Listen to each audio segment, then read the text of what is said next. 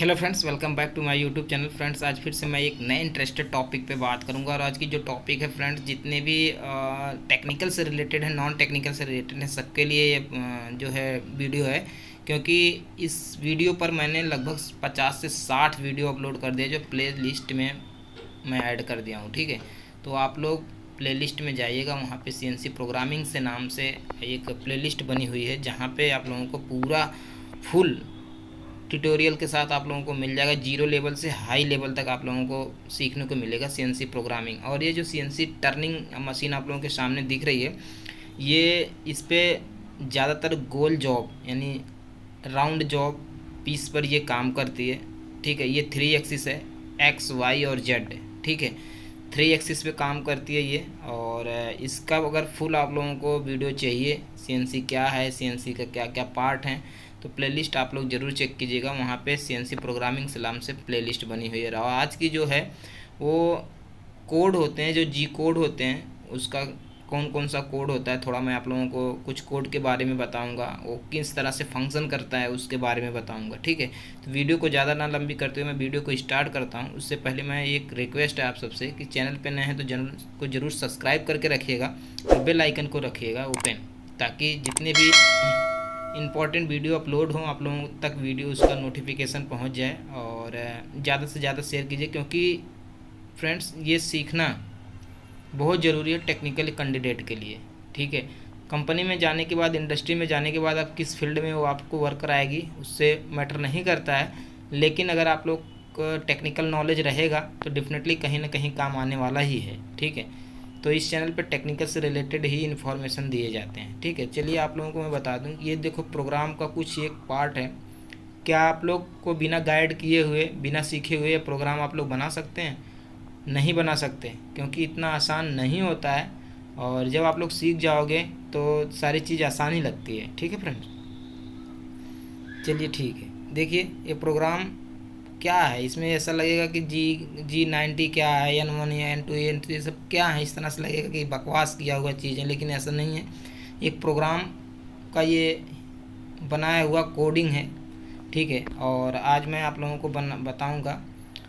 सबसे पहले G00 से स्टार्ट करता हूँ, जो फर्स्ट कोड अपना होता है G00। इंजीनियर SK 0.1 पे आप लोग नए हैं फ्रेंड्स, तो चैनल को ज़रूर सब्सक्राइब करके रखिएगा। ठीक है, और इसके बाद मैं आप लोगों को बता दूं कि ये जो G00 है, ये कोड एक ऐसा कोड है जो रैपिड मूवमेंट करता है। ठीक है, रैपिड मतलब उसको फीड देने की ज़रूरत नहीं है। ठीक है, डायरेक्ट आप कोड लगाए और टूल ऑटोमेटिक अपने आप मूव कर जाएगा। ठीक है, तो this code tell a machine to move a fast the possible specified coding the position. मतलब जिस पोजीशन को आप वहाँ पे डालोगे, वहाँ पे फीड आप लोग नहीं डालोगे।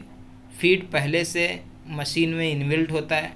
मशीन में पहले से ही वो एक ऐसा कोड है जो बहुत फास्टली काम करता है ये। ठीक है, तो ये सब चीज़ें जहाँ जो होता है वो इस कोड में मिलता है कि बहुत फास्ट, बहुत तेज़ी से ये कोड काम करता है। यहाँ पे फीड लगाने की ज़रूरत नहीं, पहले से ही फीड इस मशीन में इनबिल्ट होते हैं।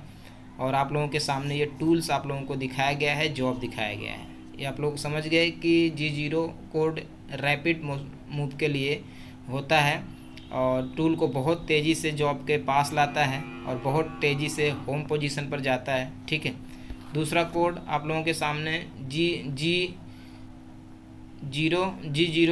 G03 और एक होता है G01। G01 कोड देख लेते हैं कि कहीं है, 1 मिनट मैं बता दूं। चलो कोई बात नहीं, G02 आ गया। G01 कोड होता है, वो कोड होता है एक ऐसा कोड फ्रेंड्स जहाँ पे जो है लीनियर मोशन कराने की ज़रूरत पड़ती है, यानी रेखीय, एक सीधी रेखीय टूल को चलाना पड़ता है। ठीक है, यानी एक सीधी डायरेक्शन में, लीनियर डायरेक्शन में, और जो है एंगल पे तो G01 का प्रयोग करेंगे। एंगल पे जब चलाएंगे तो Z- और G00 दोनों कोड को चलाएंगे। ठीक है, XY दोनों डायरेक्शन में चलाएंगे तभी होगा। G01 का मतलब होता है लीनियर पोजीशन, ठीक है, एक सीधी रेखा में काम करता है वो, ठीक है। तो यहाँ पे कोड मैं निकाल नहीं पाया हूँ, लेकिन G01 का मतलब होता है कि लीनियर मूवमेंट करता है वो, ठीक है। और G02 और G03 का काम होता है कि किसी, जो आप लोगों के सामने दिख रहा है, दो पार्ट हैं यहाँ पे, ये क्लॉकवाइज रेडियस लगाता है और एक एंटी क्लॉकवाइज रेडियस लगाता है। This code tell the machine of move in a arc, ठीक है। तो ये जो है एक राइट रेडियस लगाता है और एक एंटी क्लॉकवाइज चलता है और क्लॉकवाइज चलता है। तो आप लोगों के सामने दिखाया गया है, ठीक है, क्लॉकवाइज और एंटी क्लॉकवाइज, ठीक है। ये जो कोड होते हैं वो रेडियस लगाने में काम आते हैं, ठीक है।